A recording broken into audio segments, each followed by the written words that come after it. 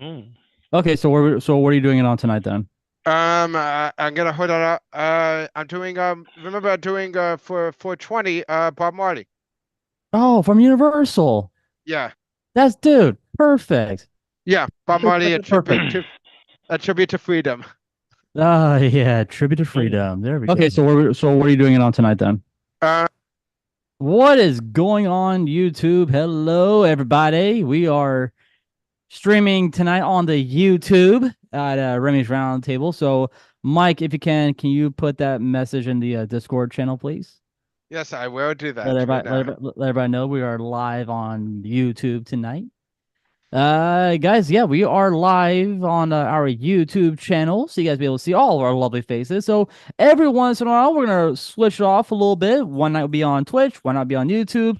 So it's gonna be a little fun for us. But tonight is on the YouTube. So what is up, Mm. everybody? So if you guys would like to become a member of the Roundtable family, you guys may do so.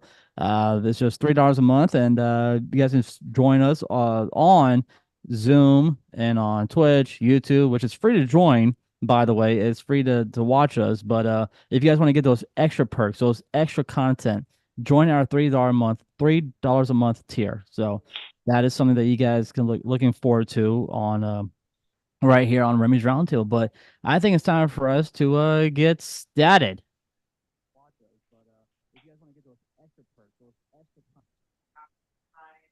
Okay, Mike, are you watching us? Yeah, sorry, I'm I'm getting like, the no, I was getting the link. are you? Oh, okay, yeah. All right, so here we go.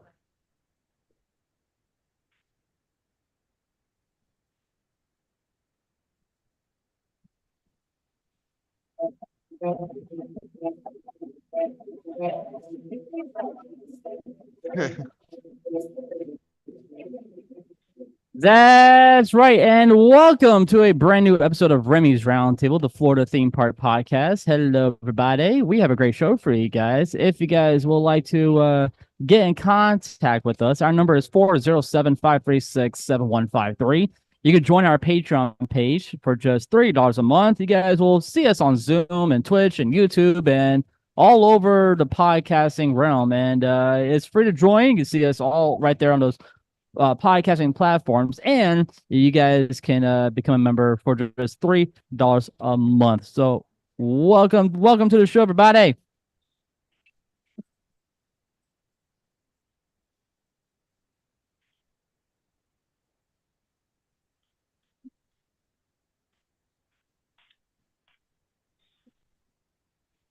Of course, you guys know me. My name is Remy, and with me, as always, is well, my wife is not here this evening, so she'll be Say it back. right.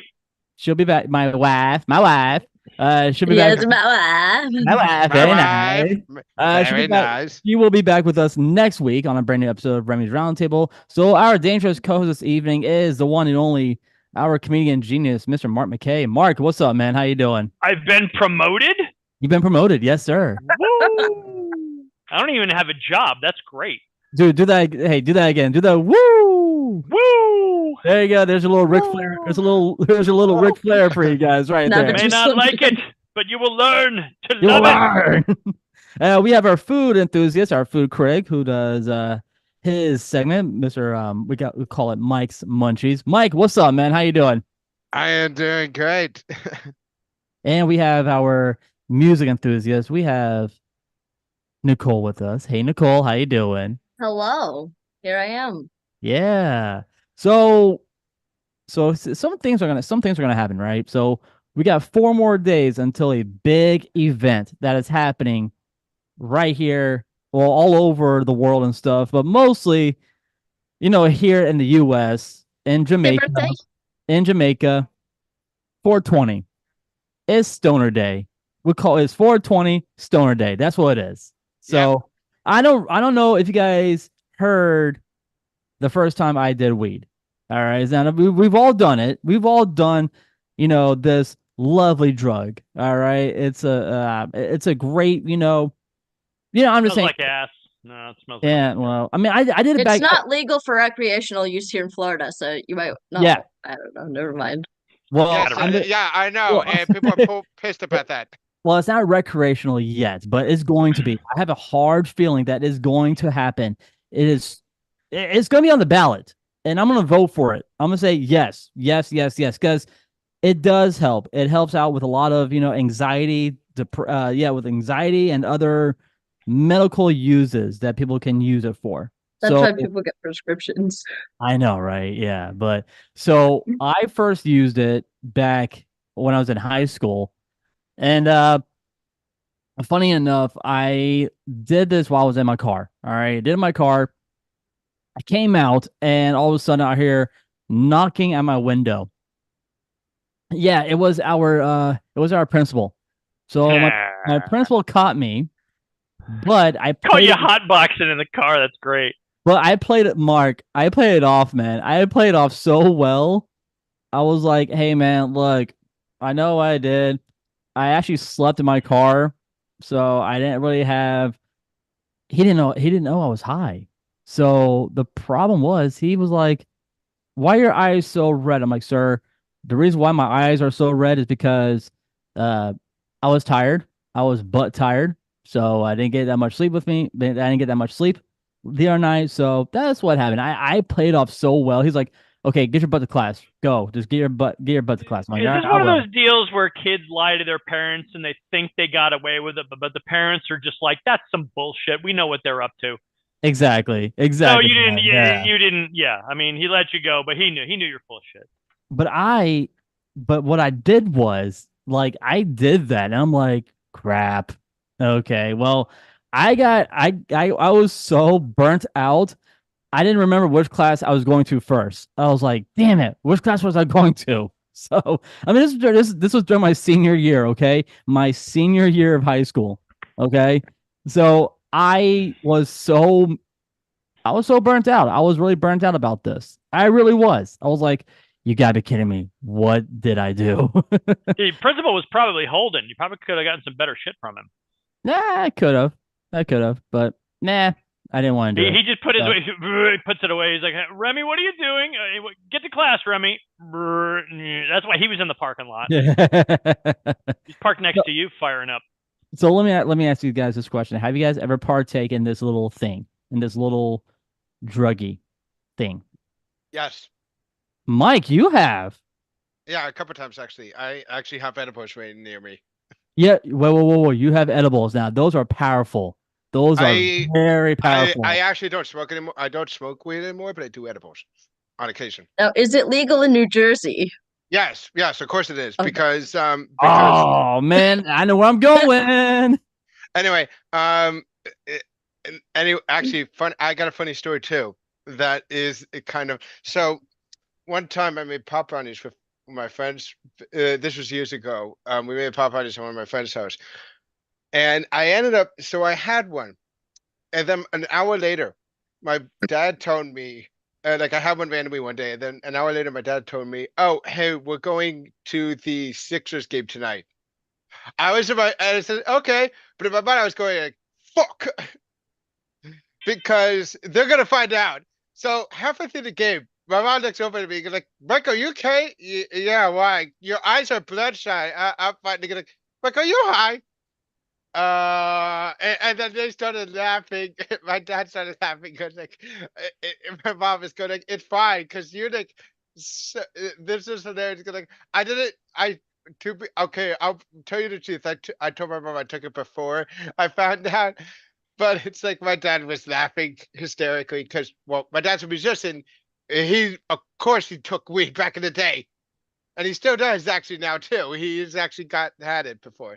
Nothing wrong with that. But Yeah. so did you get caught though? Did you get caught doing it? Yeah, of course. Of course, they figured it out instantly. Ah, okay. Yeah, they knew I was Gotcha. high. They knew I was high, but it was fun.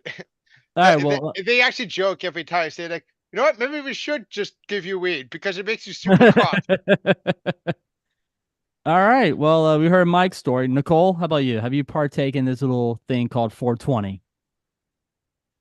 That's not what it's called, but I know it's not. I know it's not. I know it's not called that, but I'm calling it 420. That's actually a good way to call it. Okay, so assuming you're referring to consumption MJ, of THC, icky sticky. as long assuming you're referring to consumption of THC via plant source, I did once at my sister's behest, and I totally ruined it by overanalyzing everything because psychopharmacology was one of my favorite classes. So I just overanalyzed every little bit, Oh, thinking about wow. various side effects that I may or may not have been having, and I'm good at overanalyzing everything. So yeah, Oh I ruined my it, but it's God. fine. All But that right. was the only time. That was the only time. So you don't do it. You don't do it anymore, right? And if my parents even knew about that one time, you better believe I'd be in trouble. I was a Oh goody two boy. shoes. All right. Well, we heard Nicole's part, so it comes down to the co-host this evening. Mark, have you partake in MJ Icky Sticky? Have you partake in it? Yeah, I'm not gonna use code words. I don't give a shit. I smoked weed once. One time. One time. That was it. And you know what? It was less than 2 years ago. Less than 2 years ago. Okay, I but made it this far in life. so Never you're smoking weed. so you're telling me you never partake in high school or anything like that, right? No, I was too busy trying to be on the fucking honor society and being a damn Oh nerd. Hey, me God. too! Virtual high five! Honor Society. Wow.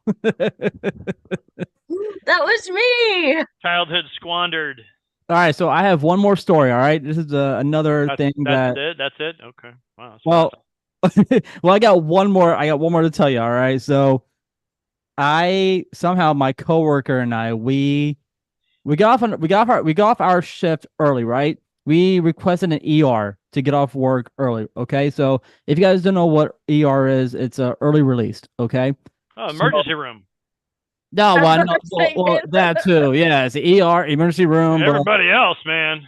But in theme park term, it's called early release. You put it in, you get off early of your shift. Let's say, for example, you work a 12-hour shift. You want to get off early, right? Okay, cool. You got off at 3 o'clock in the afternoon. So we got off early, and somehow my coworker was able to bring in shrooms and just a little bit of MJ into the park. What's MJ mean? About What's MJ? Because we were all wrong on what the ER meant, so we need clarification on what the MJ means. MJ is another term for icky sticky. Don't know what that means. That's IS. Weed. What's the MJ stand for, sir? Marijuana. Oh, okay. Yeah. So, long story short, so we did 2 rides at the theme park, right? We were at Magic Kingdom. I want you guys to try to guess which rides we got stoned on. What year was this? This is back when I was still in high school, so 2006. Right. So what rides did you get stoned on? Yeah. I want you guys to guess what rides I got stoned on. Winnie the Pooh. No, not Winnie the Pooh. Does that mean you were smoking on the ride? Let's just say it was before we got on to the ride. Okay, so then It's a small word? whatever you were on Mike, for the rest of the day. Mike, you are right. It's a small world. That was one of them. And how many are there?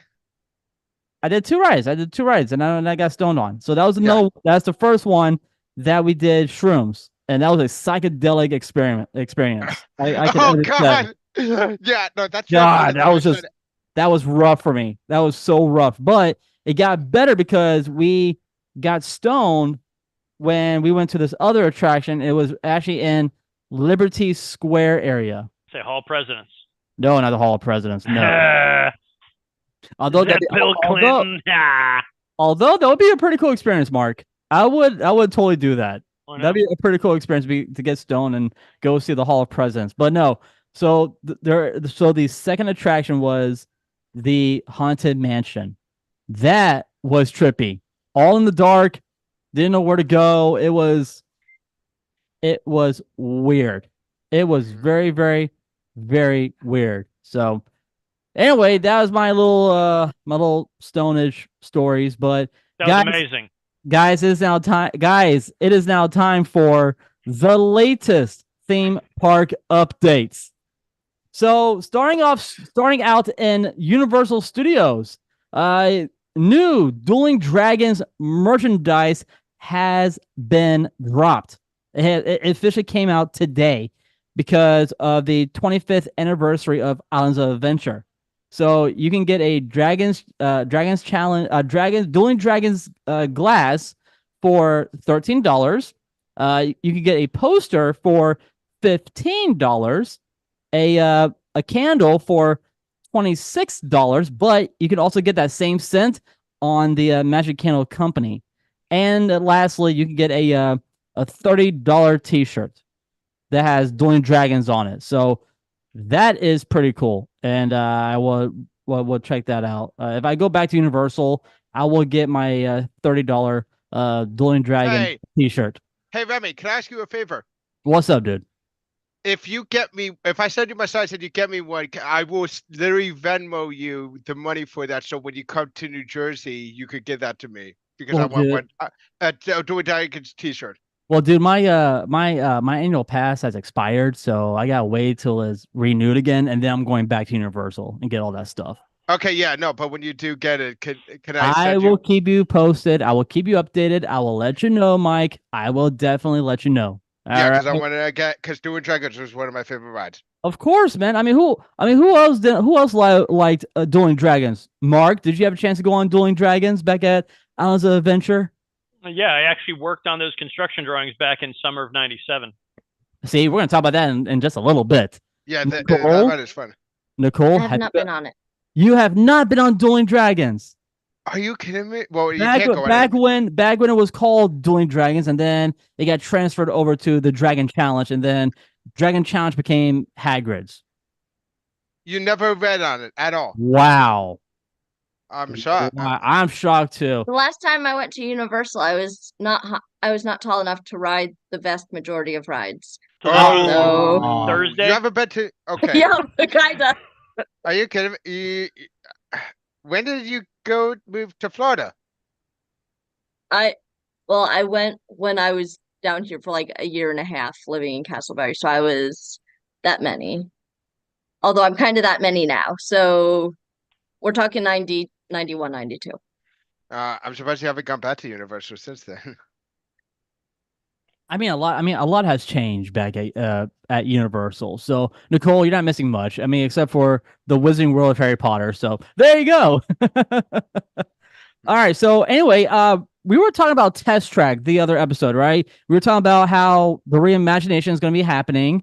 Here's the thing, though. We finally got the permit for Test Track reimagining. All right.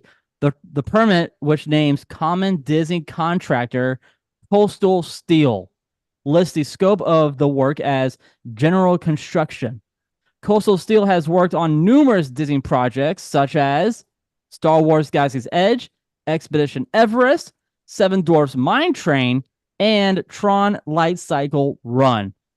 The permit expiration date is on February 28th, 2025.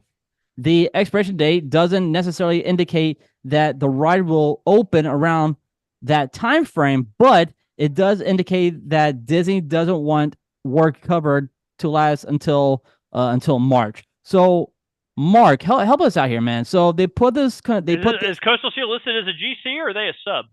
No, they're listed as the general contractor for Test Track. They're putting only the steel frame in Test Track for the reimagining of the Is it for the ride track itself? That's it.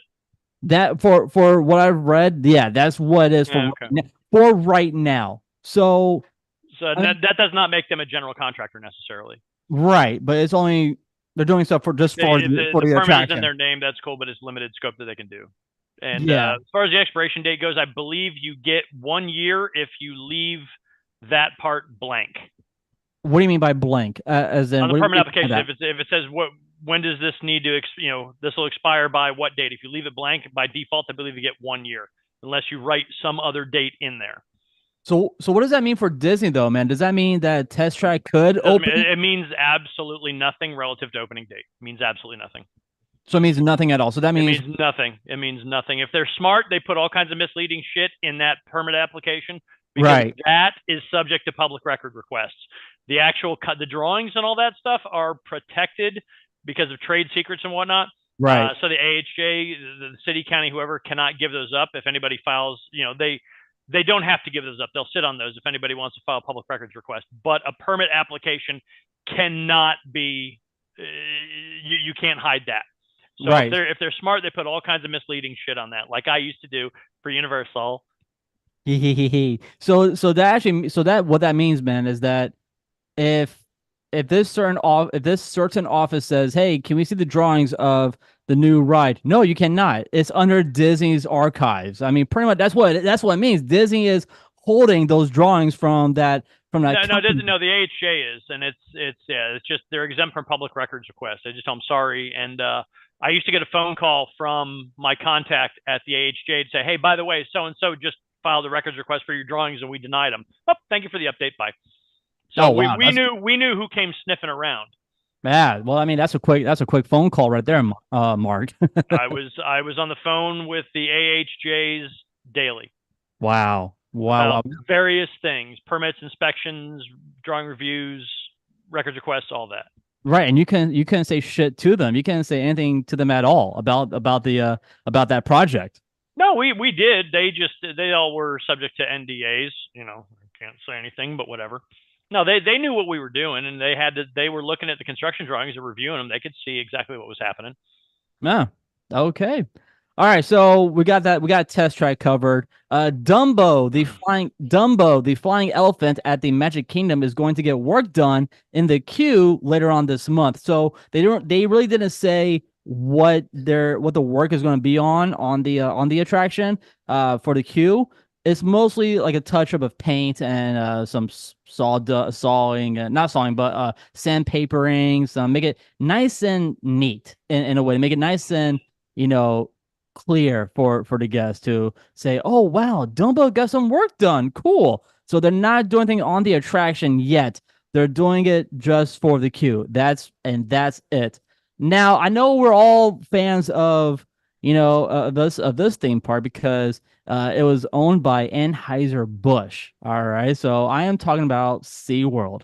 Here is what's going on. All right. So SeaWorld is offering free beer. Mark, you heard me correct, sir. And Nicole, SeaWorld is offering free beer. So SeaWorld is offering each guest a complimentary draft beer at Waterway Grill at 11 a.m. and 1 hour prior to park closure. Is it anything good, or is it the usual Bud Light trash? Oh no, there's some good stuff you can choose from that bar.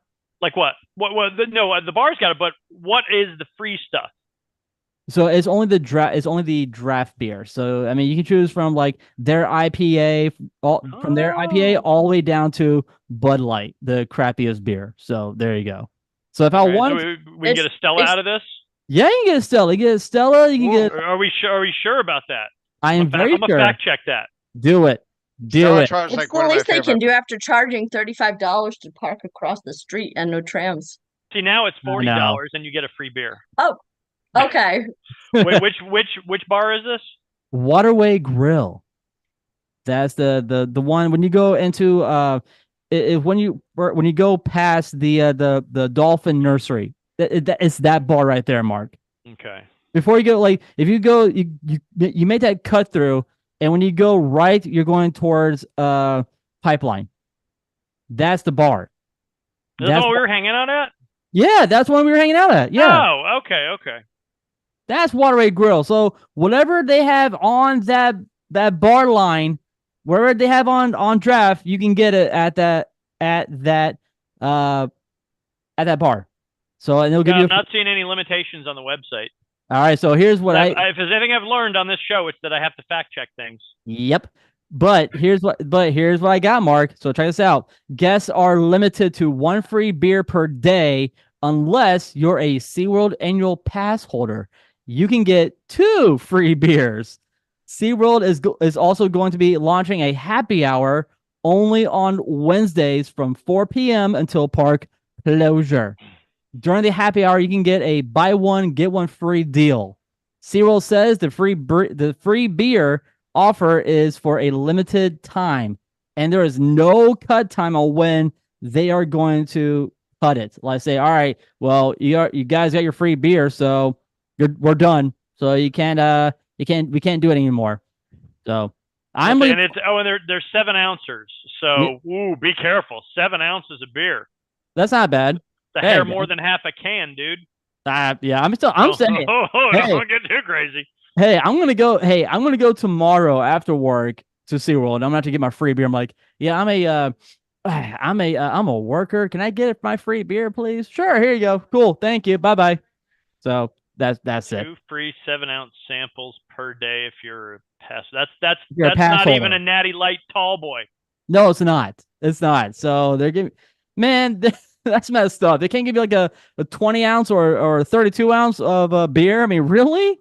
A 7 ounce. I mean, even a can. A can. Come on now. Give us a can. We don't want no shots. Sippy cup. Sippy cup. Do you want your bottle? Do you want your little nipple on top of that? They give you the cup that the dentist gives you to rinse your mouth out with. Oh, man. Oh. It's like a shot and a half. A shot and a half, really, Mark? That is disappointing. One's like they used to have at Club Cool at Disney. Oh, yeah. Those shot glasses. Yeah. And lastly, starting on May 5th, Disney annual pass holders will be able to use their discount on DisneyStore.com. You will get a 20% off discount on that website, and this discount will end on May 24th. And VI pass holder days will take place on May 1st and run through June 26th. And there you guys have it. That was the latest theme park updates. Guys, we'll be right back. You are listening to Remy's Roundtable.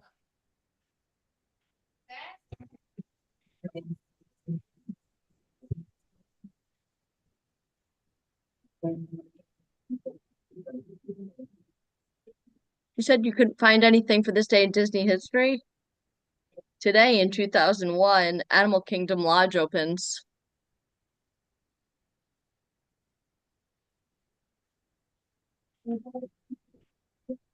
Couldn't find or didn't look. Yeah, Nicole, I was skipping. I'm just skipping in general. That's fine. In Disney history. So I'm like, yeah, I know. I'm good with that. Like, I'm just giving you a hard time. Like, I knew it opened, but I'm like, no, I'm not gonna talk about it. So I'm guessing there wasn't much during this time, right? Not really, dude. It wasn't that much. Yep. Check me out. Oh, by the way, quick question. For the alcohol drink today, should I do wine, beer, or cocktail? For Bob Marley's restaurant. Well, I mean, the beer is, I mean, they have it over there. They have Red Stripe, which is a Jamaican beer. I guess Red Stripe it is then.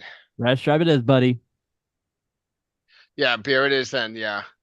They also have another Jamaican, they actually have a, oh wait, no, that's a different thing. Yeah, no, yeah, I was looking at a dessert that it has Jamaican in its name. All right. You guys ready to rock and roll? Yeah. You ready? All right, let's do it. Here we go.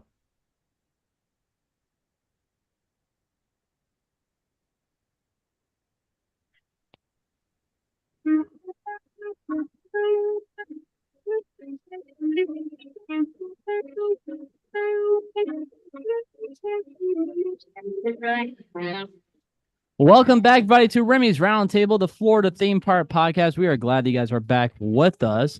I hope you guys got some information about what's happening at SeaWorld, Universal, and also at Disney for your VIP annual pass holders and everything else that's going on at the theme park. So, you know what? Welcome back, everybody.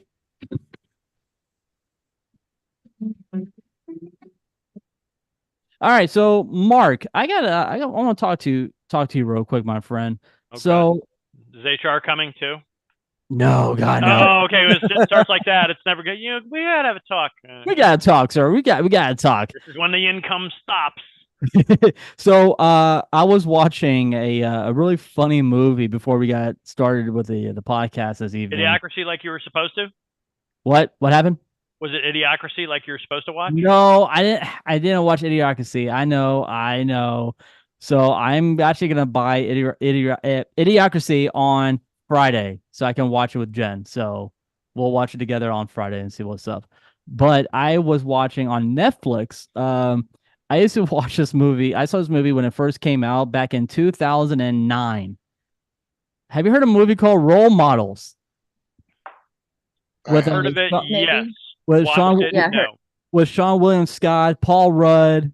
You got the kid who played Mick Love in it and Superbad. They do like a Big Brothers thing or something. Yeah, like they're mentors and stuff, whatever. Have Heard of not it. seen it. Never actually saw it. So there are lines in that movie where I'm just dying laughing. I'm like, that's funny. So this little boy goes up.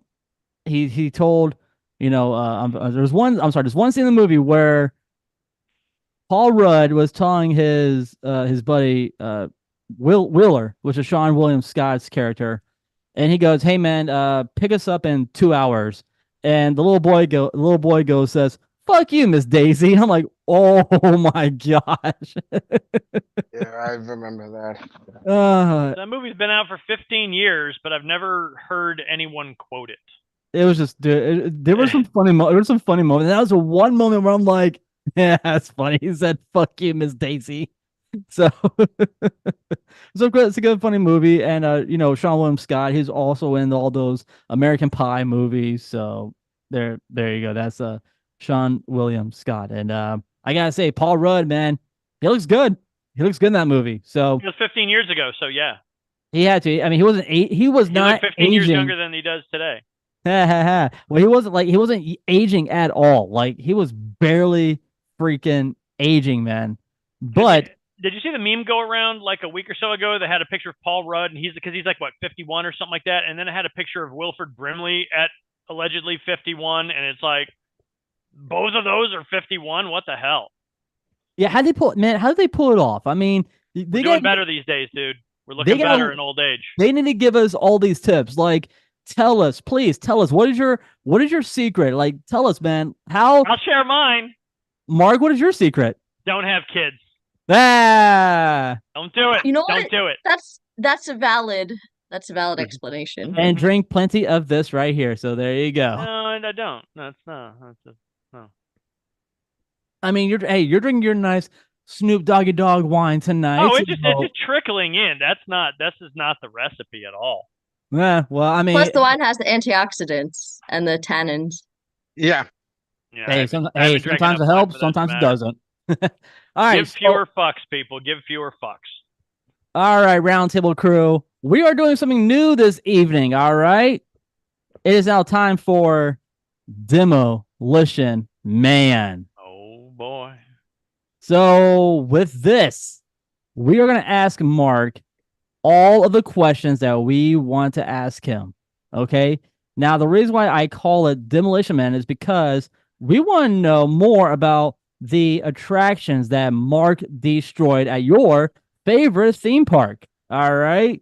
Now, Mark has worked on general of projects at both at Universal and both at Disney as well. So, Mark, please tell us. Go down the list. We are sticking with Disney. Tell us what were your projects back at Disney that you worked on? Things I actually worked on at Disney. Let's see. There was Winnie the Pooh construction documents, Rock and Roller Coaster construction documents, and there was one more in there somewhere. It was short term though. Those two were the main ones that I participated in for on Disney property. So let's talk about the one ride that they have a freaking website still up and running. Okay, I am talking about Mr. Toad's Wild Ride. Okay, now we are going to talk about. Eisner doesn't care about you. It says right there. It says it right there. Right underneath the Comic Sans in bright green. That's how you know Dead truths. it's legit because it's Comic Sans. Save the Toad! Save the Toad! I mean, dude, you pissed off a lot of fans, man. You pissed them off so much. No, but Michael Eisner did that. Right? Well, I know Michael Eisner did, but he did that. yeah, but you destroyed the attraction, man. You went in there like, all right, Bye-bye, Mr. Toad. Bye-bye. I Bye-bye. didn't personally swing the wrecking ball, but I mean, Let it me, happened. I hope you know you just basically those people who probably were in on who love Mr. Toad's Wild Ride or said that it's closing, you just basically gave them fuel to said hateful things at Mark online. That's fine. They can't get too hateful because this SafeToad.com is still existing on a University of Miami server, and I'm a UM grad, so yeah, I don't think there'd be any alumni on alumni crime. Did you create that website, Mark, just for the hell of Nope, it? nope. I did have fun. I went out there. They used to meet up, I believe, like 4 o'clock on Sundays or something like that. That pass holders would meet up out there in their bright green T-shirts. I went out there one day, and I lived in Castleberry, so that was easily a 45-minute drive just to go out there and hang out and watch them do their little protest in front of it. It was hilarious. Save Mr. Toad! Save Mr. Toad! Like it was going to change something, but hey, the money was already flowing for something new, and it didn't help Mr. Toad that he did not exit through a gift shop. What was the other place that win again? Oh, Winnie the Pooh. Many Adventures of Winnie the Pooh. Oh, What's Remy doing? He's doing a timeout thing. What's Remy doing? What? Shit. Remy? Oh, audio cut out. Damn it. Perfect. Okay. We're gonna go back to it. Let me see where we left off. Obi, don't you dare. Hey. Yeah, take that poop on the rug, dog. Get back. Poop. Remy, are you wearing your gym jams? Obi, I am done. Go back. Your name is Toby.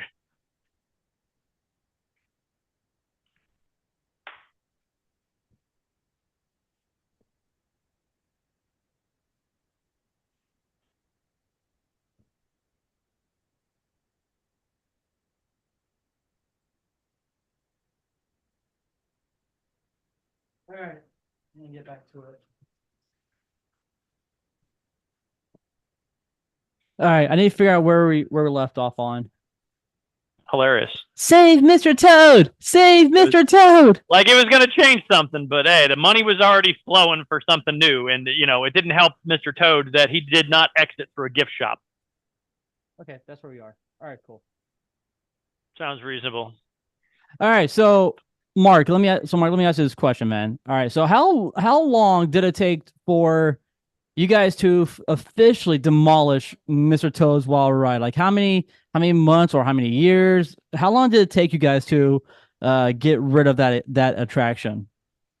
I mean, the actual physical demolition, I mean, once everybody mobilizes are on site, I mean, it's only a few weeks. Only a few weeks? Really? Yeah, I mean, once WDI would go through and clean out whatever props various people wanted. I know the Cow Devils were highly prized, and we were not allowed to touch them. We were allowed to take some props back to our desks, but it wasn't going to be the Cow Devils, it'd be whatever else you could grab. But once they picked it clean for whatever they wanted, got the ride vehicles out or whatever, no, well, once the GC rolled in, I mean, demo on that thing was, I don't know, what would it be, like 6 weeks or something like that? 6 weeks to just. I mean, it wasn't super big. They just go in, it's already empty. They got all the utilities disconnected and start blasting. Off you go. Okay. So which I was gonna ask you, which little figurine were you able to take back to your desk? Yeah, I took one of the weasels from the prison break scene. Yeah, it was the guy bolted to and props, dude. Props in the 70s. Oh my god, they were such trash compared to even the jankiest of props now. It was a piece of 1-inch thick plywood with the weasel and a shovel, and it had a little metal bracket because it was bolted to the floor, like he was digging out of, he was tunneling out of the ground, and it was just painted on a piece of 1-inch thick plywood. That was it, and it was just bolted to the floor. So we rolled in with, I had my toolbox and just unscrewed it off the floor, and then, okay, well, put it in the trunk of my car, took it over to the office. You're like, I ain't keeping this shit. I am keeping it. All right, this is all for me. No, not for anybody else. It was basically the nearest thing that I could grab because everybody else was just running through claiming stuff, and I'm like, that one, quick. I would say, see, if it was me during that time, I would have just taken a bolt and keep it for myself. Like, guys, here's the bolt, the last bolt on Mr. Toad's Wild Ride. Who wants it? The last bolt. Yeah. The one bolt that held the ride together. The one bolt. The All one right. bolt. The one bolt. So Yeah. Like even the birds that were flying over your head. yeah. Those guys. After they announced the ride was closing, people were trying to grab those. They were trying to stand up and grab those and take them with them. What? They were coating them. Disney ended up coating them in Vaseline so people couldn't get a solid grasp on them. Wow. Wow. You just get a handful of mung, baby. Lube. Nicole, do you have any That's questions? awesome. Do you have any questions you want to ask Mark about demolishing Mr. Toad's Wild Ride?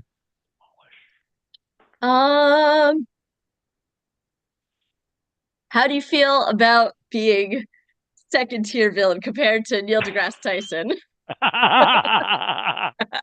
Oh God, that's great. I'm good with it. I own that. That's fine. Love it. I've demolished other rides since. It's fun. And then you put See, it was.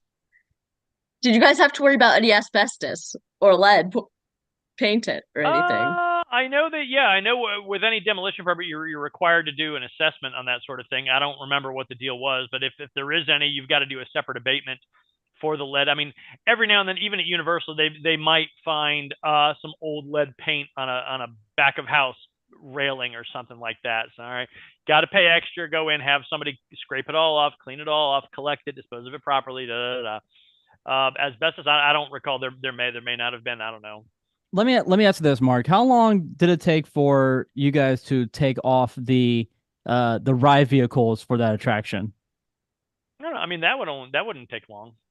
But I don't know what they did with them. I know of a guy over in the Bradenton, Sarasota area who has one. He has one? He has one. I've seen his photos. He has Swarm! he's on YouTube. What is the toy? Not the toy maker. He's a guy who he collects old memorabilia and stuff like that. He had one of the Toad ride vehicles. He had a Cow Devil. I don't know how he got the damn thing because all those were going to go to California. He had a Cow Devil. He several years ago when I met him, he was in the process of restoring the cab of one of the first monorails. And he has original monorail conductor uniforms from the 70s. Oh my gosh. This guy craziest shit this guy has. So this guy is literally a Disney freak. Like he is an absolute collector. Yes. So he took the Cow Devil from Mr. Toad. He took the ride vehicle from Mr. Toad and a freaking monorail. What the hell, man? It's crazy. I feel like he has dirt on somebody somewhere. Yeah, I mean, America's the Toy Scout. The Toy Scout. Okay. Toy Scout, Joel McGee.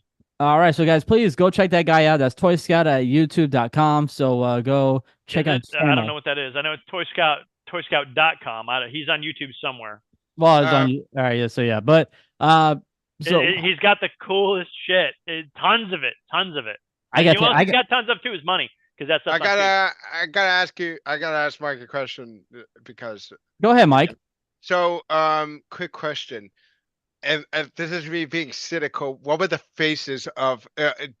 Were there any people there that saw the demolition, and what were their faces like? Were they just in sorrow, or were they pissed off? They were probably. You weren't going to see it because they always put an 8-foot fence up around that kind of thing. So I mean, the most you would have done. I mean, and again, this is back. There really were no digital cameras at the time. There was no walking around shooting video and streaming it live. So they would have to take a regular photo. Yeah, you take a regular photo and then you pay 37 cents a piece for Ecker to develop it if it came out okay. So there weren't really photos of that kind of stuff. The last time we saw people out there though was the day that it closed, and they were. They ran the ride the last time and they're like, yeah, we're the last people to ride it. Yeah. And they were walking off. Okay, park's closed. And a bunch of us WDI people were hanging a little ways back in the bushes. We're like, let's go ride it. And they were like, we're the last ones. We're like, no, we're the last ones. And we rode it for about another half hour or something like that.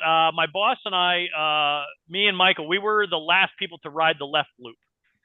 Oh, the left side. Ooh. The right loop, that one came through.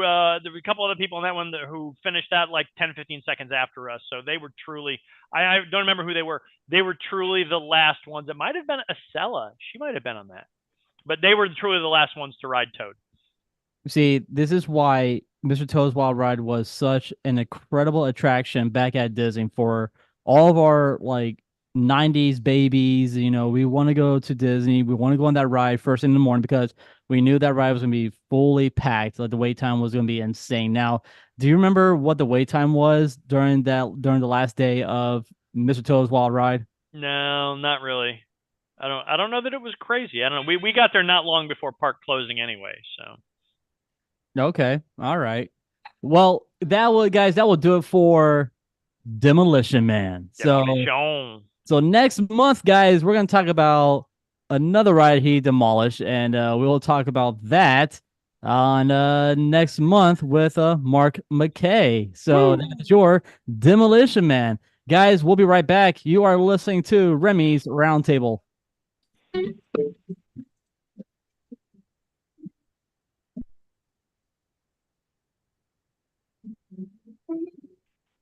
We're off to nowhere in particular.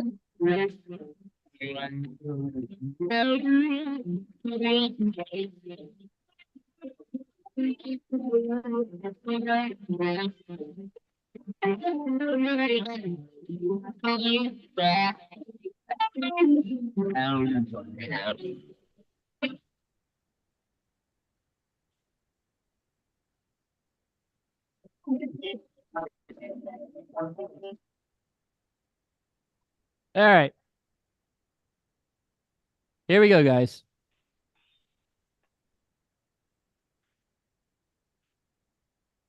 Jen, you okay? Babe, you okay? Okay. All right. Here we go.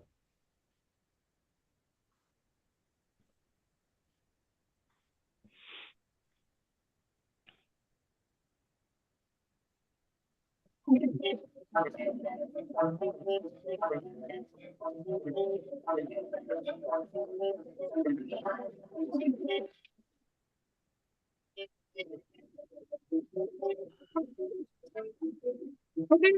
right. Welcome back, everybody, to Remy's Roundtable, the Florida Theme Park Podcast. We are glad that you guys are back with us. I really hope you guys enjoyed that little segment called Demolition Man with Mark, talking about the ride that he destroyed, which was Mr. Toad's Wild Ride. So, welcome back, everybody.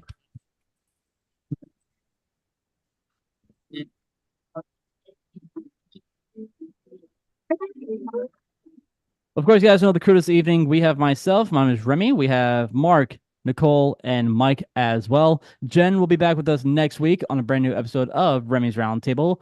But guys, I am hungry. I am starving. I had nothing to eat right now. So guys, it is now time for Mike's Munchies. Mike, what do you got for us, man? So originally, I said I was going to do 1900, but I'm going to hold that back actually a couple of weeks because I'm going to do something today because, well, we talked about it earlier. It's about to be 420 this week. So why don't we go to a restaurant outside of Disney, our first one to do this, that is known, that is named after a person who, let's just say, is synonymous with 420. That's why we're going to Bob Marley, a tribute to freedom restaurant at Universal Orlando Resort. Yeah. So before I'm gonna pause there real quick, Mike. Okay, Mark, I saw you nodding your head. Have you been to Bob Marley's restaurant at Universal? Pretty sure. Yeah, drinking, yes. Eating, no. Eating, no. Dude, the food there is actually pretty good. The food is actually really tasty over there. Okay. But the drink specials, absolutely, man. They are delicious over there. They are amazing.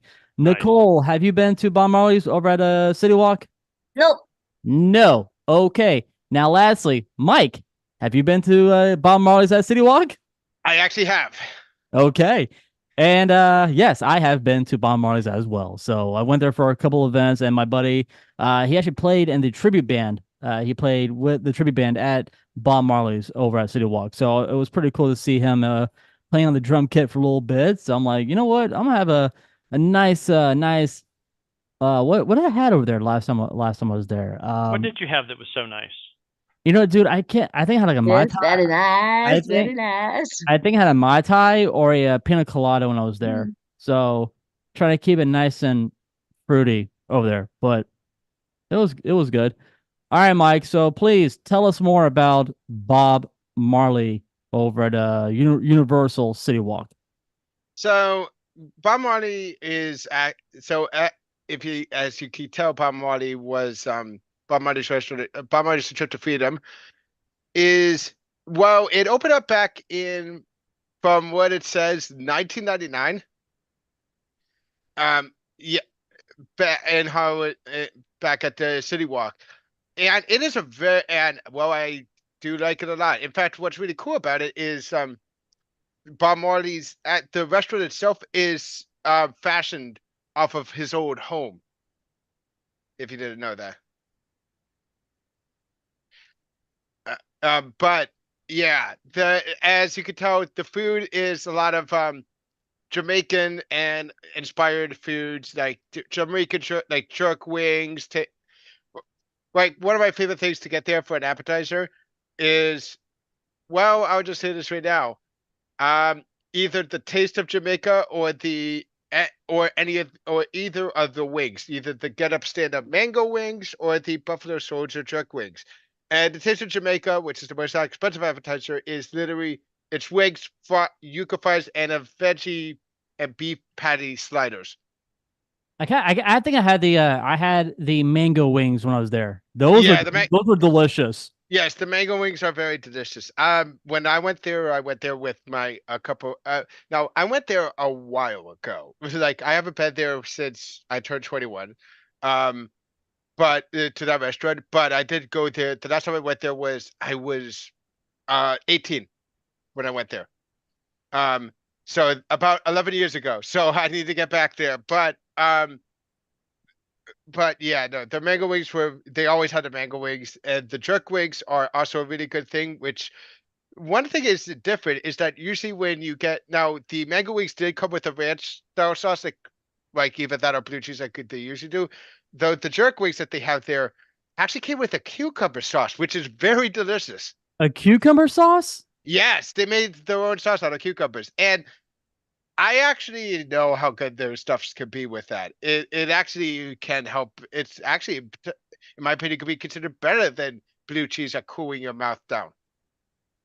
Who likes blue cheese? Let's talk about I that do. real quick. Mark, you Love like them chunks, baby. Oh, that's so good. I actually do like blue cheese dressing. Yes. I actually hold do up, like it.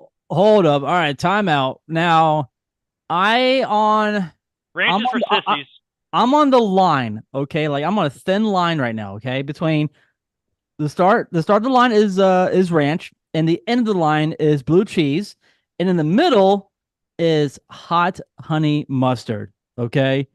Depending on where I go for wings, because there's a restaurant that has hot honey mustard, and I will get that. Oh, that's all the sauce. rage now. Yeah. And it's Yeah. really, dude, it's really good. Let me tell you, man. Like, if you want that nice, hot, fiery, taste, but you want that sweet to it, you got to try that hot honey mustard. But I can't remember where I went, but it was so freaking good. So, I mean, I do the blue cheese in addition to whatever wing sauce I've got. hey, okay. So, Mark, you like blue cheese?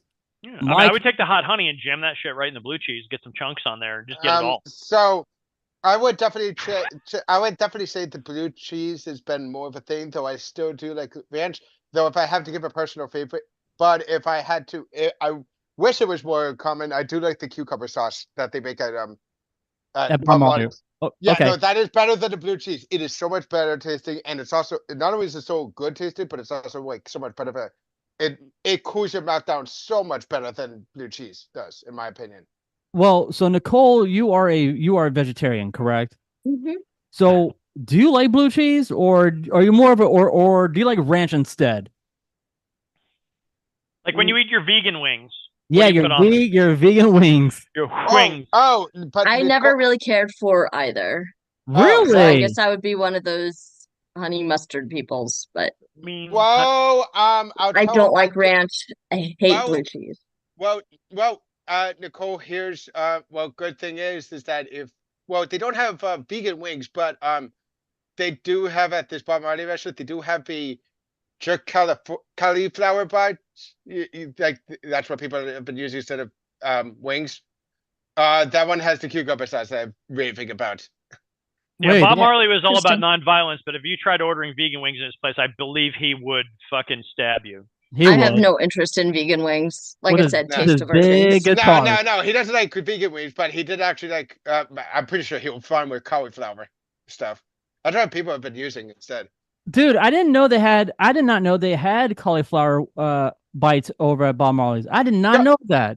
yeah, no. It's basically literally just their jerk wings, but with instead of chicken wings, it's cauliflower. All right, so Mike, you picked out some cool items for us already for at The Bob appetite. at Bob Marley's. Now, here's my question. All right, I need for you to pick out your appetizer, your entree, your drink, and your dessert, and give me a full grand total. What are you Okay, going with? Where are you going with, man? so if I had to go, um, they're both the same price. I'm gonna go with either the wings, the mango wings or the jerk wings. They're both delicious. So they're Yeah. both same price, so it doesn't matter. Entrees are also all going to be the same price, but it's 3 items. First, I have to make mention to this pasta pasta. It is awesome. Yes, pasta You can pasta. tell somebody white came up with that. Yeah. No No, yeah, shit, no yeah, shit, Mark. You yeah. know No what shit, rhymes but with Rasta? Rasta pasta. yeah, Like but an that Applebee's one is graduate. so that the pasta pasta is actually jerk shrimp, beef tips, bell peppers, onions, jerk cream sauce, and scallions. Oh, okay. Now that sounds good. That actually does sound pretty good. Now I'm gonna talk about the other one, which is the catch of the sea. This one is called the Roots Rock and Reggae Chef's Catch. Deep fried market fish, escovitch peppers, which I actually love those things, and served with island rice and bammy, which I had to look that up.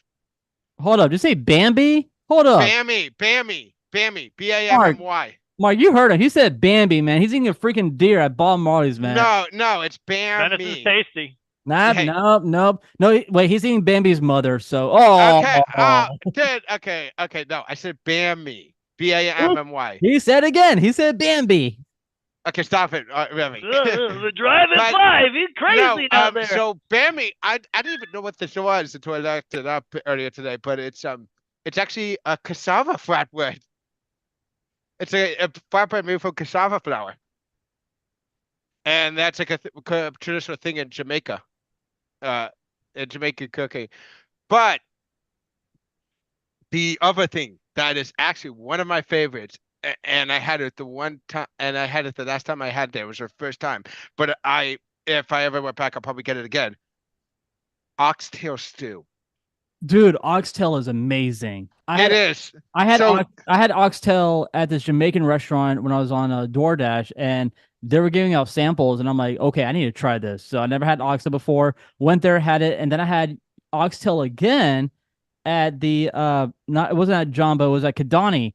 I had oxtail again at the Kidani house or Kidani Village over at Animal Kingdom Lodge, and it was yeah, really good. yeah, oxtail stew. So this one it's a traditionally prepared stew and it's served over rice and peas, butter beans, and seasonal vegetables.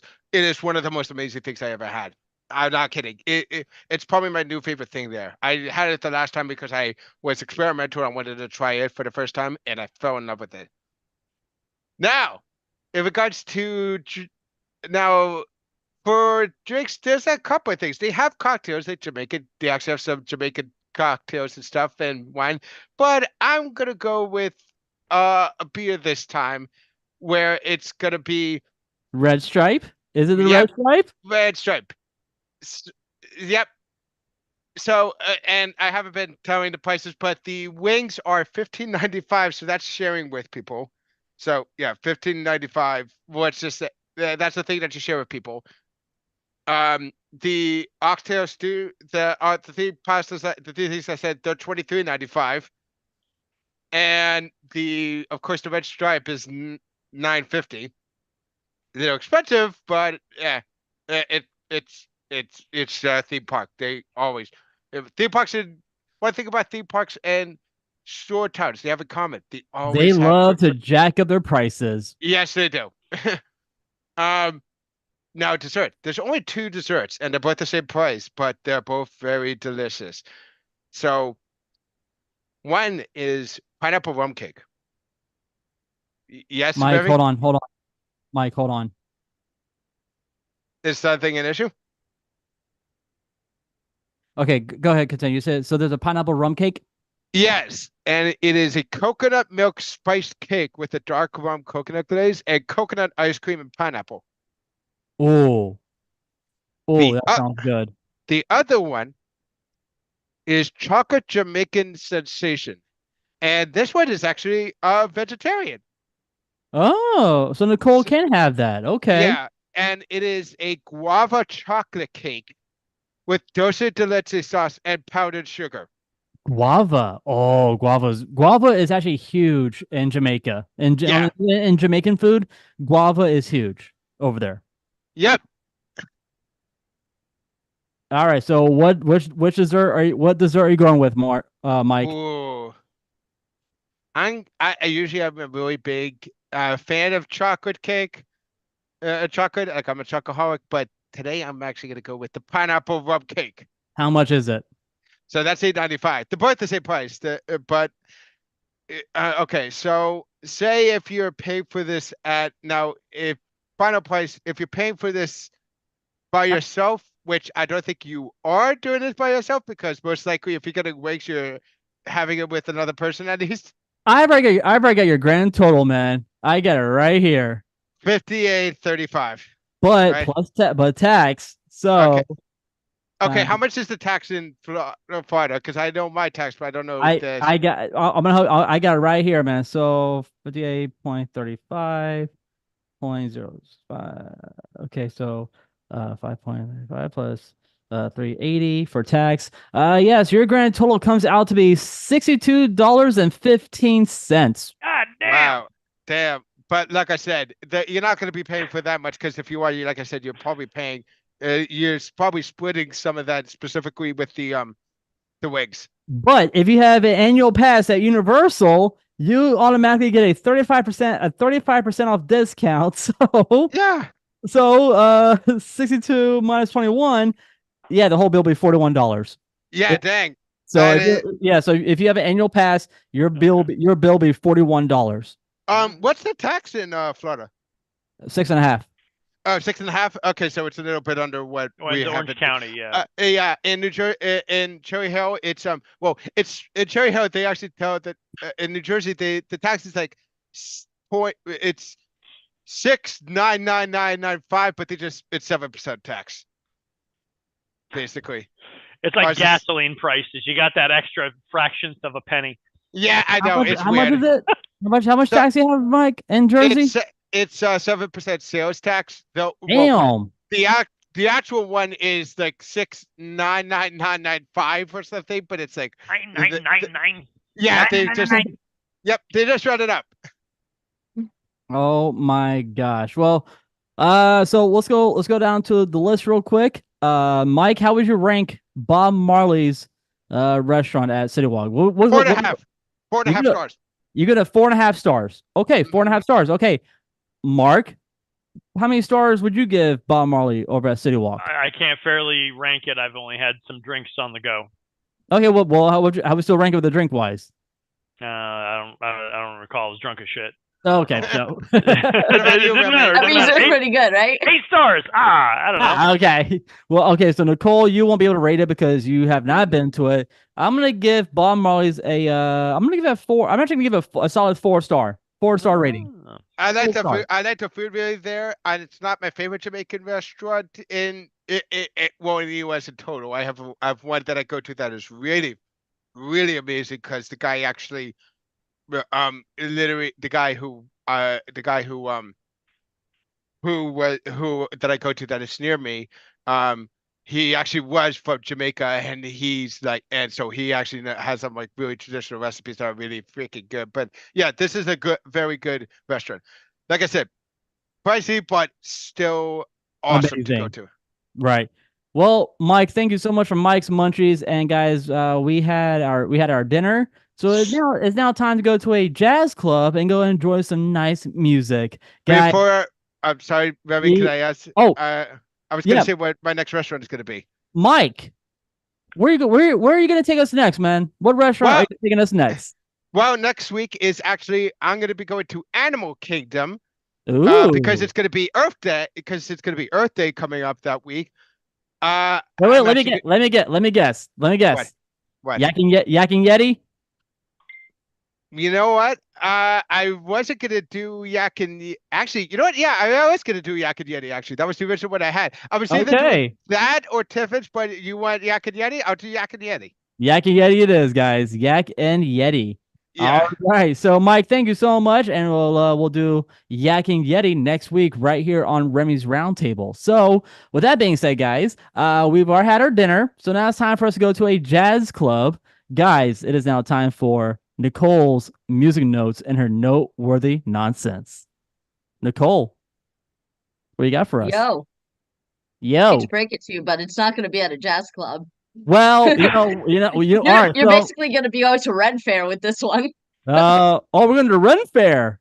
Okay. So lots of ladies in corsets and lots of Renaissance hats and stuff and swords and damn it. Okay, so now you said Renaissance. Okay, so now I'm thinking if we're going to Hunchback of Notre Dame or we're going to a different Disney movie. So I'm thinking that was my first guess. My first guess was the Hunchback of Notre Dame. Nah, that's more medieval times anyway. But it's late Renaissance. In other words, very, very, very early colonial days. We're going to Pocahontas.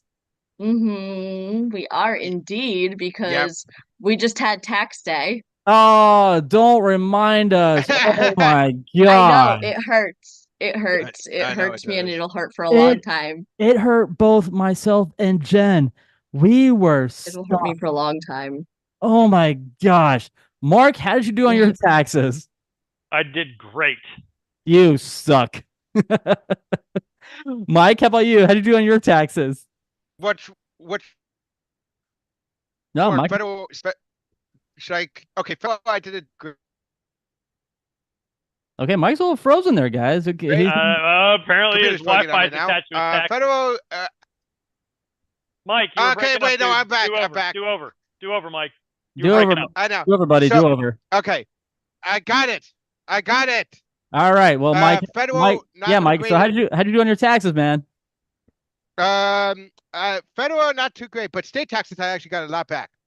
Man, you all suck. We're getting Well, he got state taxed in the first place, so fuck that. We don't have that down here. yeah, we don't even have that, man. And You don't have all a state return tax? means is that you paid too much up front, and somebody You else don't held have your it. money. Wait, you guys don't have a state tax? We No, do. sir. We do not have a state tax, man. Florida does not have a state tax. Florida, We Texas, I don't- think we Alaska. don't There's have like it. what 11-ish states that don't have state income tax, something like Yeah, that. we don't have it. You guys are lucky. Well, So yeah, I mean, Well, believe is me, Florida. the salaries match. So that's true. That's very true. All right, so Nicole, be honest. How'd you do on your taxes? Terrible. Terrible. I don't have that money. I don't have that money to be able to pay. But hey, whatevs, you know. We all got paid for it. I mean, the IRS is gonna knock on our door, but like, I hey, have a pay up. I have a feeling that I missed some major deduction somewhere or something was wrong, but I mean, doing this too is late hard. now. It's hard, but now we're talking about taxes, I got a feeling that since we're talking about Pocahontas, I have a feeling that we're gonna talk to Radcliffe. We're gonna talk Oh to yeah. his song, Mine. Yeah, Mine, mine. So this song is actually perfect wedged between tax day, where where Uncle Sam becomes Uncle Leo and just says, you know. But then on the other end, we have coming Monday will be Earth Day. So this song is perfectly Yeah. wedged in between because first verse is Ratcliffe's verse. For anybody who is not aware, Ratcliffe is the primary villain in Pocahontas. Very, very, very greedy, treasure hungry, but also lazy guy that is leading the Jamestown colony. And yes, Pocahontas is interesting in that it is their first film that is based on actual historical figures and a real historical area. I won't get into the difference between legend fantasy Pocahontas and actual Pocahontas, but just be aware they are actual figures that were once upon a time alive. No, anyway, like I said, you're getting closer to Ren Fair than a jazz club with this thing because you start off with that very light, sparse accompaniment featuring like a fife, I believe. They may have used a piccolo, but for time period wise, it should be a fife. So you have that. You have a little bit of strings, basic percussion. You even hear a little bit of sprinkle of harpsichord in there, which got a lot more popular in the Baroque era, but has been around since like beginning of the 16th century. So What it was was pretty big. Was a harpsichord part in the beginning of the song or like towards the middle of it? You kind of hear it a little bit at the beginning, but kind of more towards the middle, especially when he's talking about court, like being at court with the nobility and everything. Ah, okay, yeah. So you do hear very, I know a lot of people think of Renaissance like earlier Renaissance. This is kind of that weird area between Renaissance and Baroque period. Think John Dowland, that kind of composer. But yeah, so you have a lot of mimicry of that style of music with the ornamentations that accompany Ratcliffe's segment. It's very much based in the Elizabethan traditional high class type sounds that you're going to hear. And even then, you have this little bit between Wiggins and Ratcliffe, Wiggins being the bumbling sidekick. And you almost get the sense of like, it's almost kind of like a drinking song type deal, like a mix between that and a sea shanty, where by sea shanty, I don't mean like actually that sound, but you'd have the rhythm of getting you to work and keep going. But I mean, kind of the rousing hey nani nani of a more pub centered song. So it really speaks to the let's work, even though I'm not going to actually work. I'm going to let you guys do the work. I'm going to reap the benefits, but let's be spirited about it. So you have that sense and something to keep them distracted and working and excited. Because you do have the chorus of all the men. Kind of backtracking a little bit, the music for Pocahontas was written by Alan Menken. Lyricist was Stephen Schwartz. And the performers of this song were David Ogden Stiers, who was voice of Ratcliffe, and Mel Gibson, who was voice of John Smith. And interestingly enough, David Ogden Stiers also voiced Wiggins. So thank God for technology, because even though a lot of it he could technically jump back and forth, it's not overlapping, but there are, I think, two periods in the song in which those voices do overlap. So yay technology, you can have layering of voices and tracks. so But it's very interesting how different he can make himself sound. so when he did the voice of Wiggins, to me, he sounds similar to Cogsworth, which he did portray the voice of Cogsworth in Yeah. Beauty and the Beast. Yeah. And with Ratcliffe, especially at the beginning, like before the song leading up to Mine, Mine, Mine, he has it sounds very much like Captain Hook. A little Thought bit. that was very A little interesting. bit, yeah. The way he rolls the R's and everything. So you have this very regal sense, or regal wannabe. How about that? So he does refer to his dear friend King Jimmy, Queen Elizabeth died in 1603, so we're looking at James the First's reign starting here. Because yeah, 1607 when we started Jamestown Colony, and he's very inspiring for the guys, I guess. And it's interesting that I know it's not actually in the song, it's the dialogue leading right up to the song where he says, for years, the Spanish have been ravaging and exploiting the New World of its resources. So it almost sounds like he's going to condemn the Spanish and be like, they shouldn't be doing that. This is a wonderful earth. They shouldn't be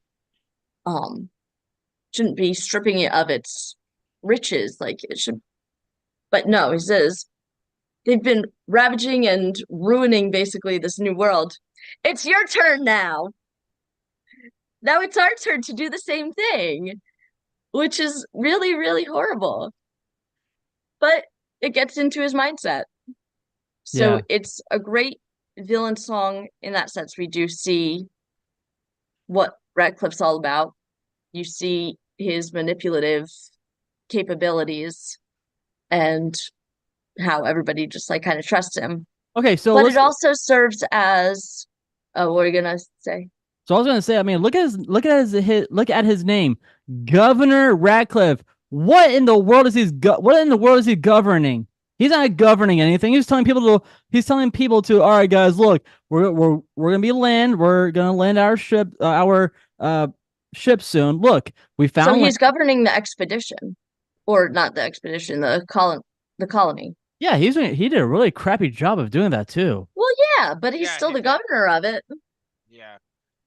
By the way, he's still the governor of Jamestown Settlement.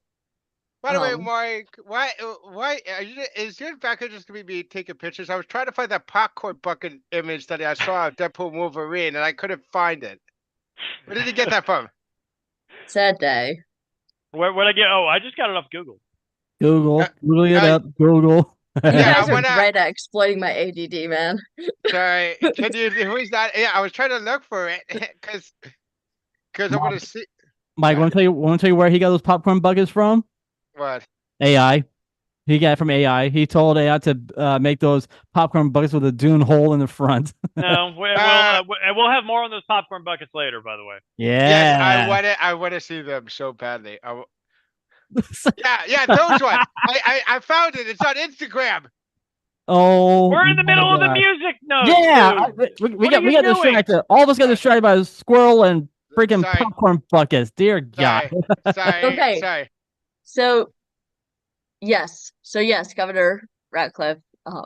Ratcliffe is a punk. He is a punk. Well, of course, but he's a master of manipulation. Just like many of our government officials today, he's a master of manipulation. He gets people excited about working hard and then being able to reap the benefits of the underlings' hard work. Remy, you look like you're about to explode. DeSantis. I'm sorry. That was way too much. I am so sorry.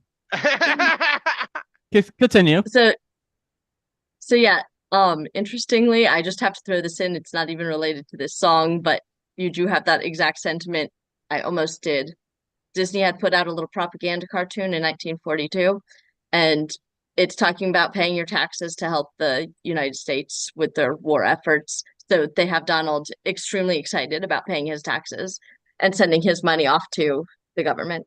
So we're kind of in that vein right now. Imagine being happy about that. Yeah, come on now. And it's very sad for multiple reasons, but especially they have this misconception that there is a ton of gold and gems in that area, which, yes, in South America, there was a lot of gold, but in the Virginia area, certainly not at surface level. Like, there's not much gold in the area, but even silver and gemstones, like, at least not at the surface level. You do have some other forms of metal, but if you look at most of like the native artifacts, It's not going to be gold or silver. So they were on a fool's errand looking for something that wasn't even there. So it's if it wasn't bad enough that Ratcliffe was going to take all the riches for himself, they were all working their tails off to find something that doesn't even exist. So that's pretty terrible, really. But anyways, so you have that, and in stark contrast, you have this double play of mine and mining as in digging. But then it cuts to John Smith. So it's also kind of a side character introduction for him, where he's talking about, rather than exploiting the landscape, he's talking about enjoying and exploring the landscape, talking about how it's filled with adventure and the unknown. He does get into it's a land I can claim, which Pocahontas then redirects his mindset on that one. But still, even though he wants to claim the land, he's not talking about destroying it. Right. He's talking about being able to take charge, Which he did. Which he claim did. it and tame it. Which he did. And then at the end of the movie, he failed. He got caught. He failed. Well, they all do. But it's interesting the change in the accompaniment style there. So you go from this very late Renaissance, early Baroque-esque sound, very hoity-toity.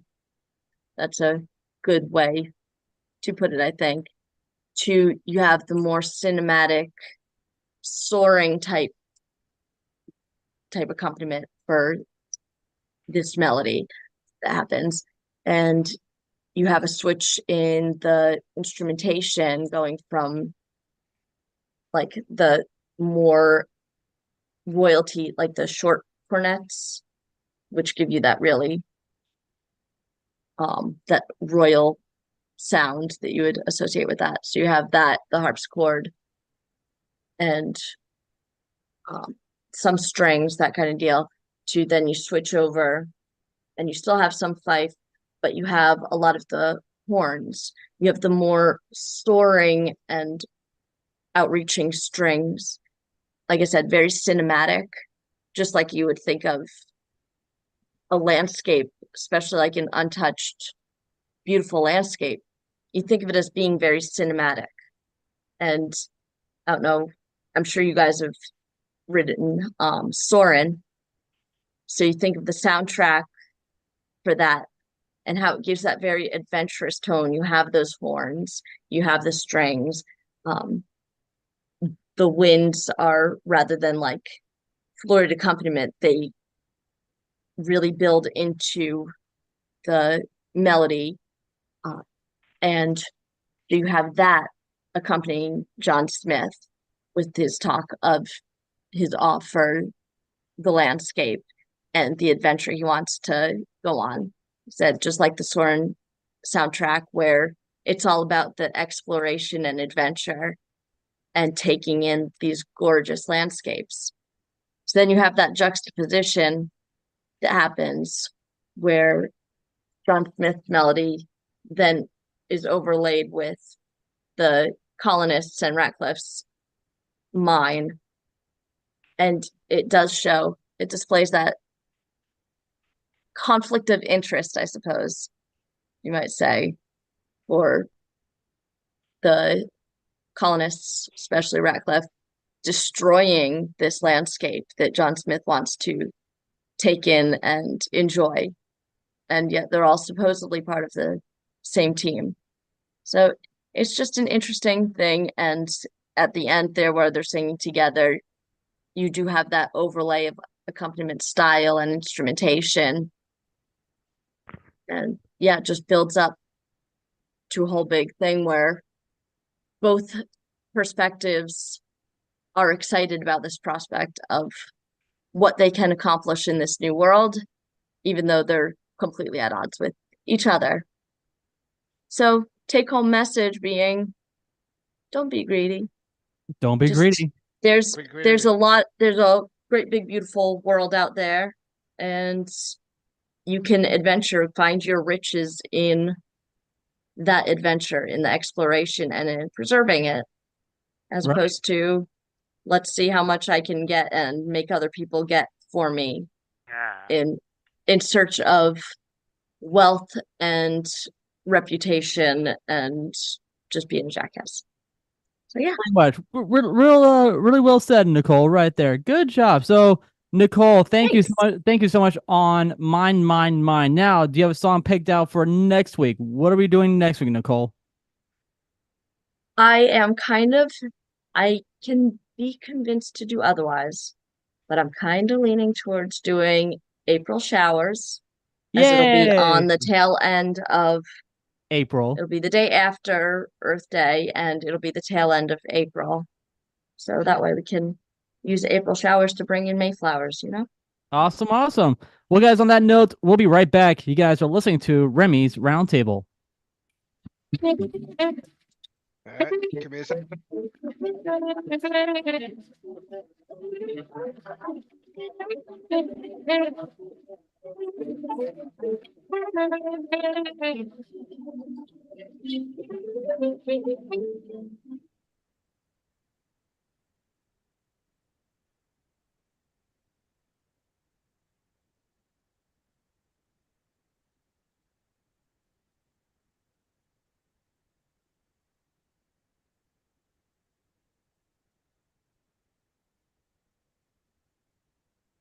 All right, here we go.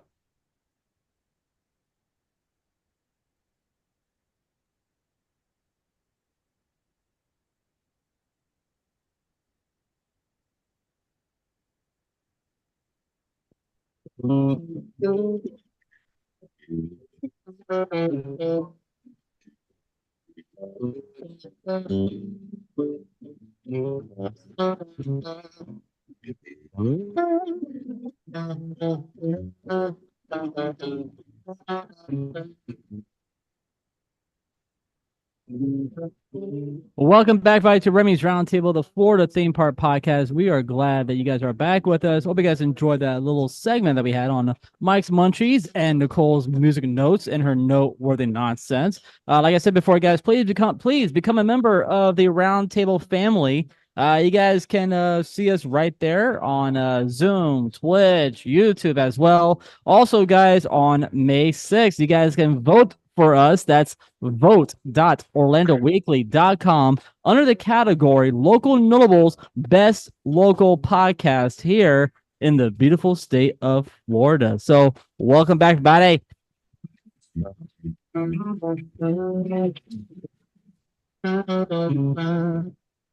Of course, you guys know the crew this evening. We have myself. My name is Remy. We have Nicole, Mike, and Mark as well.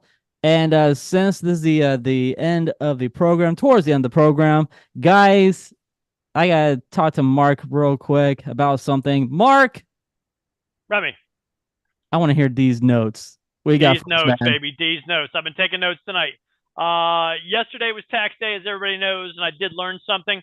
It appears the best way to get a sizable tax refund is to have a decent paying job, get shit canned halfway through the year, and then just don't work again. That is the best way to score cash right there. It's working out well. It's working out well for me.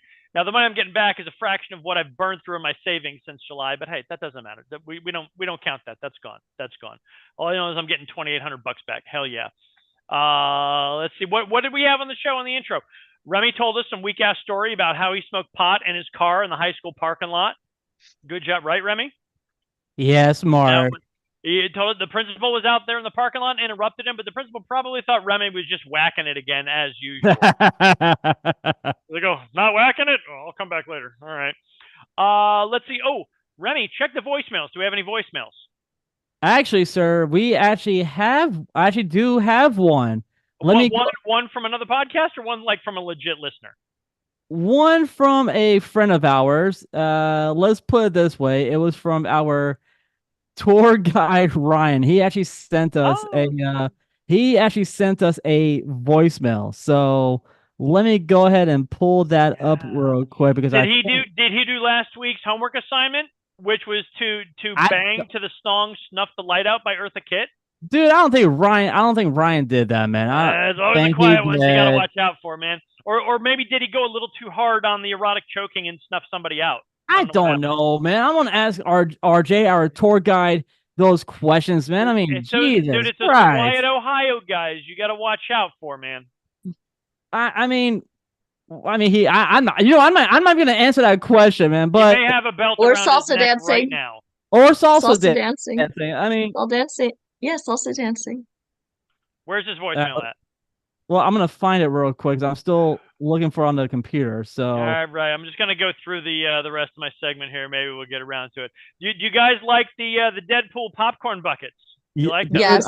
Dude, I'm gonna get one. I'm gonna think about getting one. Okay, those aren't the actual ones. No, these are conceptual, but they're gonna come up with some kind of a lewd popcorn bucket. They're trying to one up Dune, and really the only thing that I and everybody else want to know is just like the Dune popcorn buckets, can we fuck them?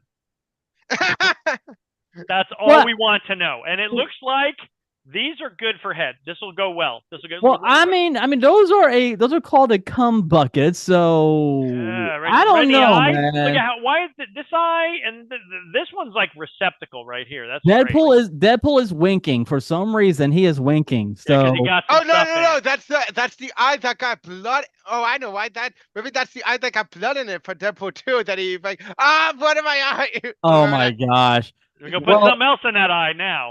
Well, guys, I did find I found the voicemail. I found it. Play it. We actually are gonna play it. We're actually gonna play it right now. As soon as I get my screen loaded for you guys. Here we go. Okay. Well, here is the voicemail from RJ. Hi, this is the Florida theme park inspector, calling to let you know about some major violations in the Florida theme park area for some of the rides that you should make your listeners aware of. First off, I was over at Hollywood Rip Ride Rocket a few days ago. I was waiting in the line, and then a piece of the ride fell on my head. It was insane. Got knocked out, and when I came to, the ride was still running. I don't know what hit me on the head, but it's awful. Then I was over in SeaWorld, over at Mako. There was some disgusting stuff that came off of the roller coaster, hit some guy in the head. Absolutely horrible. I'm not sure what was going on there, but it was awful. Then we went over to the Seven Dwarfs Mine Train over at Disney World. And there was a man in front trying to sell his ticket for $1 million. He said that he wanted $1 million and then he wanted to spend it for a fast pass. It was very, very confusing. I didn't understand what he meant. And finally, we went over to Mission Space, and there was a guy named Mark McKay there, and he wouldn't stop talking about some horrible things that happened at that attraction. It was very strange. Anyways, I wanted to make you aware of these circumstances at the Florida theme parks. Well, RJ, thank you so much for that lovely message. And nice. First and foremost, dude, Mark, I mean, is there anything else you want to say to our audience about Mission Space at Epcot? Is there anything else you would like to say? Has anybody banged on Mission Space? Well, how what is it with you and banging? I'd like to know. Dude, there's 7 billion people on this planet. They are actively banging. All right? It works. They're doing it. I want to hear about it. Let's hear about it. Nobody called us. Nobody gave us an answer on where they're banging. So no. All right, fine. Let's see. After all that, Remy rolled into his theme park updates. He had an announcement that there is some new Dueling Dragons merchandise at Universal. It's only about 7 damn years after they took the whole friggin' ride down. That's great. Good job. Right on time, guys. You can get a $13 glass. Amazing. A $15 poster. A $26 candle. A $30 t-shirt. And for about $28,000, you can get the prosthetic leg out of the pond. Oh, I remember that, dude. I don't know. It's a rumor. I don't know. Whatever. What else did Remy have on there? He was telling us you could get free beer at one particular bar at SeaWorld starting April 12th. Good job. 4 days ago, Remy. Glad y'all tuned in for the latest in this week's theme park news. Hey, say, Remy, are we up to 15th most popular theme park podcast in Canada yet? Well, I just got the our chartable, which is let us know where do we chart in the podcasting area, and right now we are in 14th right now in Canada. Whoa! What do we attribute this to? I don't know what we're gonna attribute Like it the to, currency but conversion rate or something, or I don't know. Does Canada rank differently than we do? no, they just put into their like they rank us in Canada, so we're number Canadian 14. dollars. Nah, not Canadian dollars. We're just number 14. We're number 14 on their podcasting charts. I mean, they drive on the wrong side of the road too. What do you want from me? Let's see. The next, Demolition Man. Y'all had enough of my BS there. Mike's Munchies. Mike's Munchies. Moving on. Mike talked about Bob Marley's restaurant at Universal City Walk.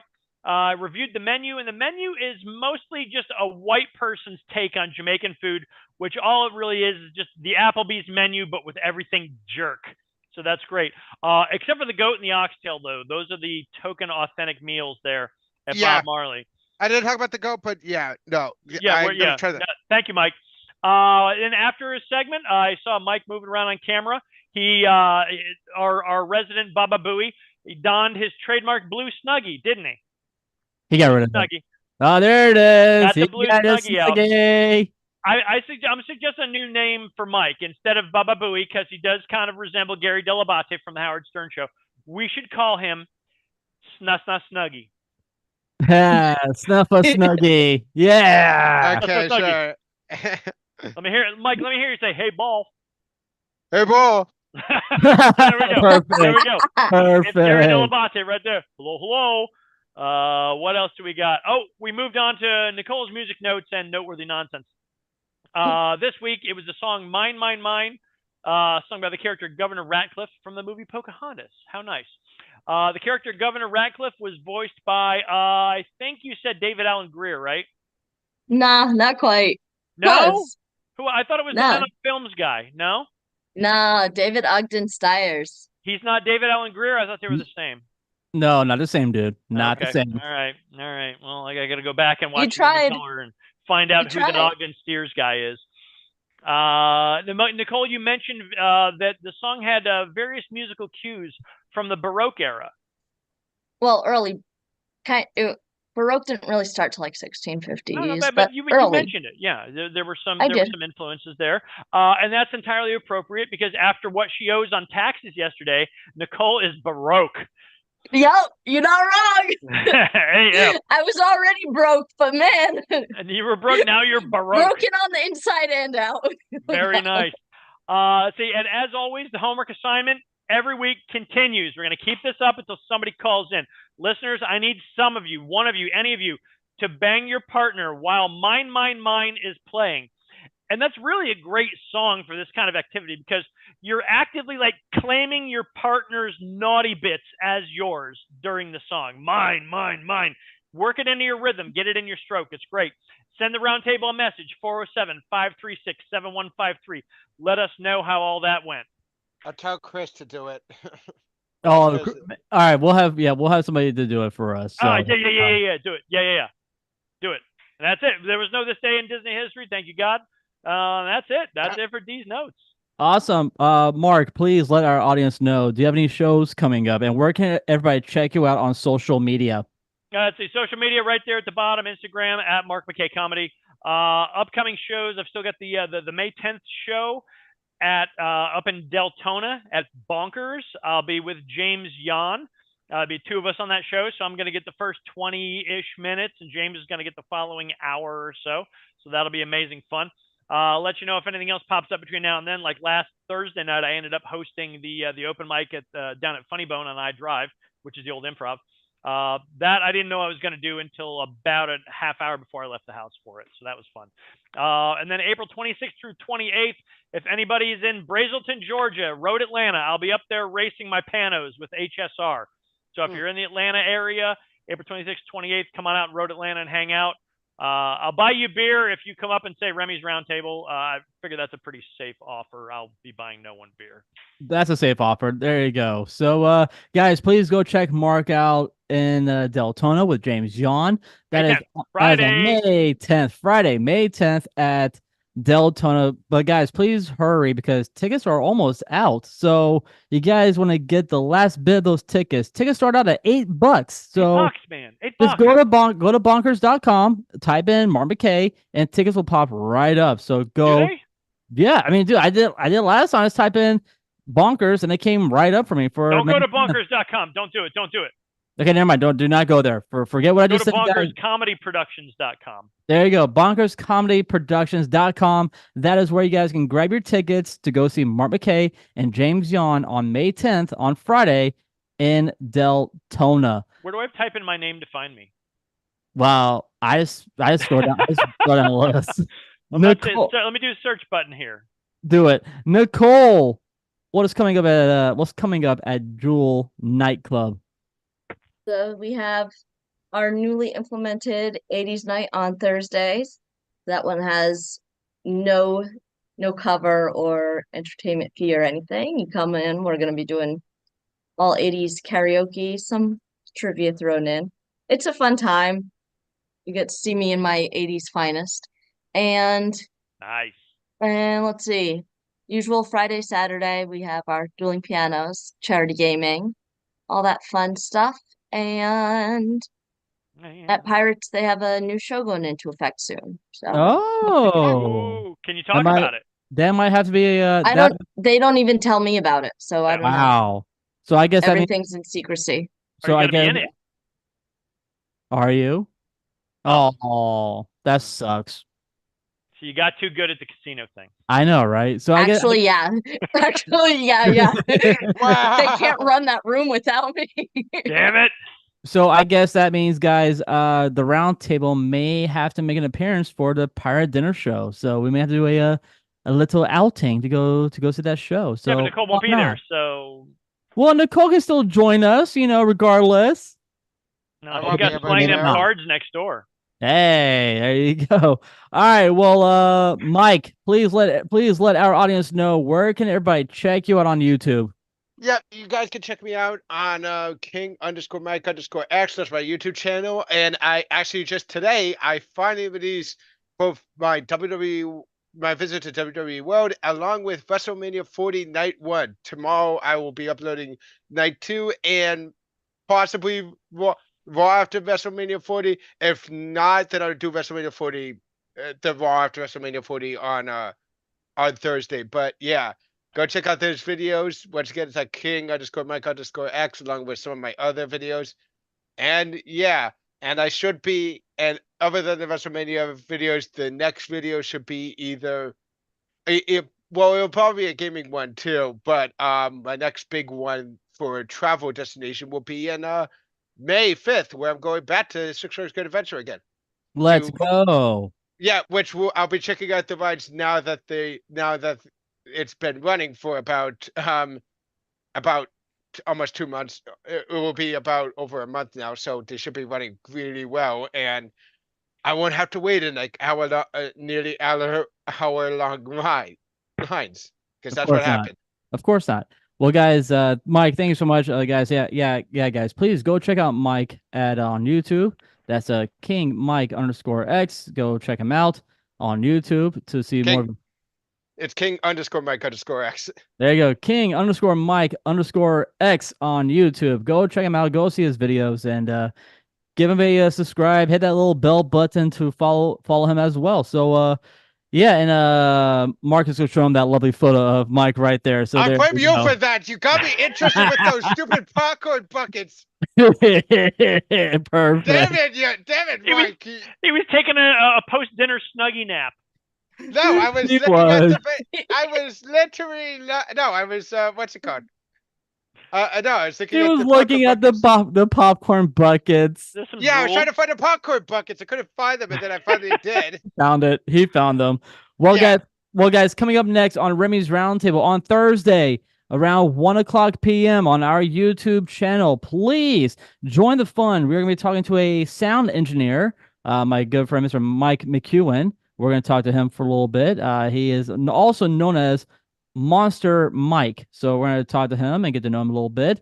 If you guys heard him on Real Radio 104.1, he does the music. He did some of the music for Monsters in the Morning. So we're going to talk to him for a little bit. That is on Thursday, on April 18th, and on April 29th, which is a Monday.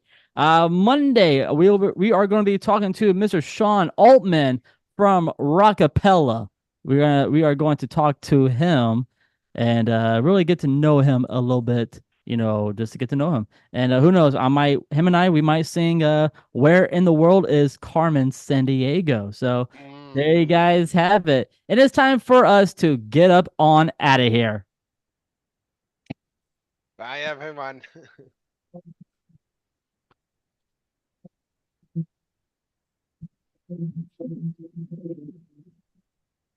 Guys, thank you so much for listening to Remy's Roundtable. We really do appreciate it very much. If you guys enjoyed this episode as much as we did, please become a member of our Roundtable family. That is for our Patreon. So become a member today for just $3 a month. That's patreon.com/Remy's Roundtable.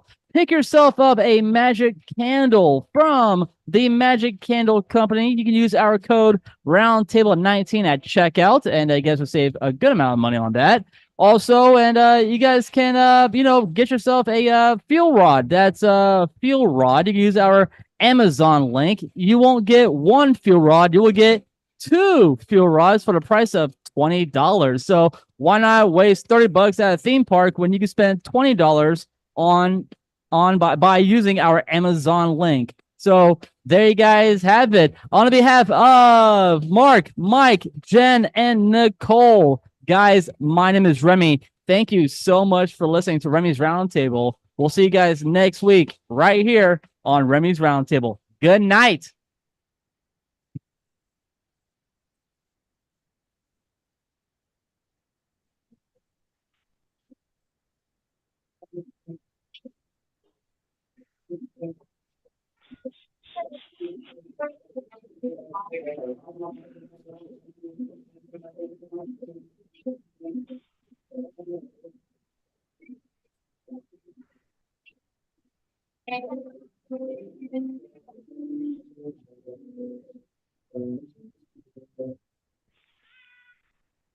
YouTube, guys, thank you so much for listening. We will see you guys next week right